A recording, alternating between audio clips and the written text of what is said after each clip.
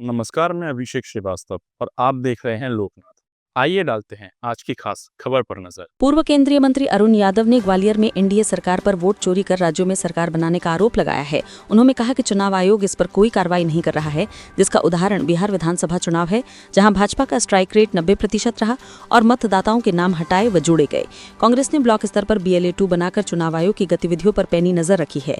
यादव ने प्रदेश में भूमाफिया, रेत माफिया और शराब माफिया के सक्रिय होने का भी दावा किया और कहा कि प्रदेश में महिला अत्याचार में मध्य प्रदेश नंबर 1 बना हुआ है, जबकि मुख्यमंत्री की जिम्मेदारी के बावजूद पुलिसिंग ठीक नहीं है।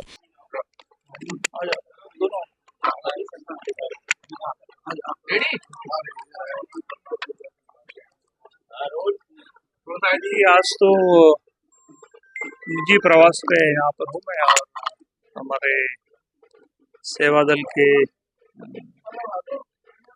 संगठक कल्लू शर्मा जी के शादी में जाना है। उसी संदर्भ में आज ग्वालियर का प्रवास हुआ है। बिहार चुनाव को लेकर देखिए, समूचे देश भर में राहुल जी बार बार लगातार इस मुद्दे को उठा रहे हैं कि देश में वोट की चोरी हो रही है और अनेक उदाहरण राहुल जी ने प्रेस कॉन्फ्रेंस के माध्यम से समूचे देश भर की जनता के सामने रखे। सही तथ्य देश की जनता के सामने रखें, किस तरह से जो संविधान में अधिकार हमको वोट का मिला है उसकी चोरी करके बेईमानी से देश भर में प्रदेशों में सरकार भारतीय जनता पार्टी की लोग बना रहे हैं। बिहार में वही हुआ, आपने देखा कि किस तरह से पहले वोट डिलीट कर दिए गए, फिर कुछ विशेष विधानसभा में ऐड कर दिए गए। जब पोलिंग का आंकड़ा और वोट का आंकड़ा का हिसाब किताब लगाया गया तो 3 लाख वोट ज्यादा निकले। ये कैसे संभव हो रहा है? इससे स्पष्ट होता है कि भारतीय जनता पार्टी देश भर में वोट की चोरी करके सरकारें बना रही है।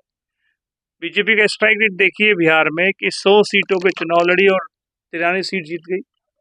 ये तो हिंदुस्तान में पहली बार हम लोग देख रहे हैं कि किसी विधानसभा के चुनाव में इतना स्ट्राइक रेट किसी पार्टी का रहा हो। तो ये स्पष्ट करता है कि भारतीय जनता पार्टी देश में वोट की चोरी करके चुनाव को जीतने का काम कर रही है। अभी जो नक्सली का एनकाउंटर हुआ है, कांग्रेस ने सवाल उठा दिया कि ये गलत एनकाउंटर है, क्या कहेंगे आप?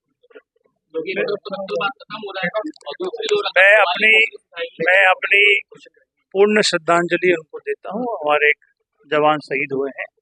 किसने कहा, क्या कहा, मुझे जानकारी नहीं।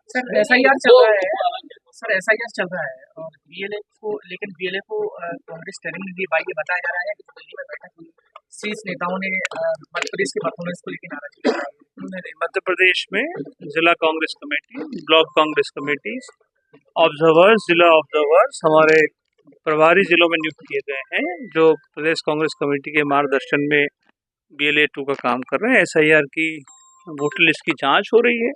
शिद्दत से हमारे कार्यकर्ता ब्लॉक स्तर पर काम कर रहे हैं। बीजेपी जो है हादसे देखने को मिल रहे हैं।